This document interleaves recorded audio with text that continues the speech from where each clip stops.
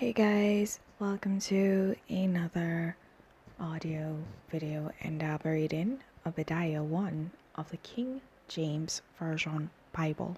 And it reads, The vision of Obadiah. Thus saith the Lord God concerning Edom, We have heard a rumor from the Lord, and an ambassador is sent among the heathen. Arise ye, and let us rise up against her in battle. Behold, I have made thee small among the heathen, thou art greatly despised.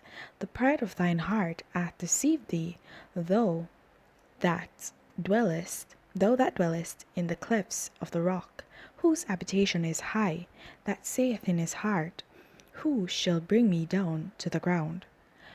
Though thou exalt thyself as the eagle, and though thou set thy nest among the stars, thence will I bring thee down, saith the Lord. If thieves came to thee, if robbers by night, how art thou cut off? Would they not have stolen till they had enough? If the grape gatherers came to thee, would they not leave some grapes? How are the things of Esau searched out? How are his hidden things sought up? All the men of thy confederacy have brought thee even to the border. The men that were at peace with thee have deceived thee and prevailed against thee. They that eat thy bread have laid a wound under thee. There is none understanding in him. Shall I not in that day, saith the Lord, even destroy the wise men out of Edom, and understanding out of the mount of Esau? And thy mighty men, O Teman, shall be dismayed, to the end that every one of the mount of Esau may be cut off by slaughter. For thy violence against thy brother Jacob, shame shall cover thee, and thou shalt be cut off forever. In the day that thou stoodest on the other side, in the day that the stranger carried away captive his horses, and foreigners entered into his gates and cast lots upon Jerusalem, even thou wast as one of them. But thou shouldest not have looked on the day of thy brother in the day that he became a stranger, neither shouldest thou have rejoiced over the children of Judah in the day of their destruction, neither shouldest thou have spoken proudly in the day of distress. Thou shouldest not have entered into the gate of my people in the day of their calamity. Yea, thou shouldest not have looked on their affliction in the day of their calamity, nor have laid hands on their substance in the day of their calamity. Neither shouldest thou have stood in the crossway to cut off those of his that did escape. Neither shouldest thou have delivered up those of his that did remain in the day of distress. For the day of the Lord is near upon all the heathen, as thou hast done, it shall be done unto thee. Thy reward shall return upon thine own head. For as ye have drunk upon my holy mountain, so shall all the heathen drink continually. Yea, they shall drink, and they shall swallow down, and they shall be as though they had not been.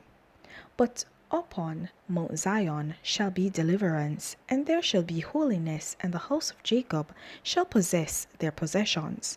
And the house of Jacob shall be a fire, and the house of Joseph a flame, and the house of Esau for stubble, and they shall kindle in them, and devour them, and there shall not be any remaining in the house of Esau, for the Lord hath spoken it. And they of the south shall possess the mount of Esau, and they of the plain, the Philistines, and they shall possess the fields of Ephraim and the fields of Samaria, and Benjamin shall possess Gilead. And the captivity of this host of the children of Israel shall possess that of the Canaanites, even unto Zarephath. And the captivity of Jerusalem, which is in Sepharad, shall possess the cities of the south, And saviors shall come up on Mount Zion to judge the mount of Esau, and the kingdom shall be the Lord's. All right, guys.